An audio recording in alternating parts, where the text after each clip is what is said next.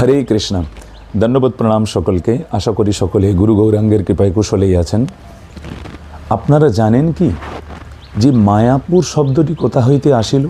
তাহলে অবশ্যই আপনারা ভিডিওর লাস্ট পর্যন্ত শ্রবণ করুন। একদা ব্রহ্মা শ্রী অন্তর্দ্বীপে স্তব করিয়াছিলেন। শ্রী অন্তর্দ্বীপে ধ্যান করিয়াছিলেন বলিয়া ব্রহ্মার শুদ্ধ হৃদয়ে শ্রী মহাপ্রভু আবির্ভূত হইয়াছিলেন। এই অন্তর্দ্বীপ পূর্বে আতপুর নামে প্রচলিত ছিল। আতপুর কিছুকালের জন্য আগের পুরের মাঠ এই নামটি লোপ পাইয়াছিল। আগের পুরের মাঠ পুনরায় শ্রী অন্তর্দ্বীপ মায়াপুরীর প্রাকট্য হইয়াছিল। গঙ্গার অপর নাম হলো মায়া।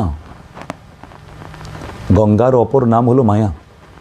তাহলে শ্রী মায়াপুর শব্দে গঙ্গার নিকটবর্তী পুর বা ধাম, সেই ক্ষেত্রে মায়াপুর ধাম এখানে শব্দটি এসেছে। হরে কৃষ্ণ। জয় সচিনন্দন গৌর হরি কি জয়। আপনারা সকলে সুস্থ থাকুন, ভালো থাকুন।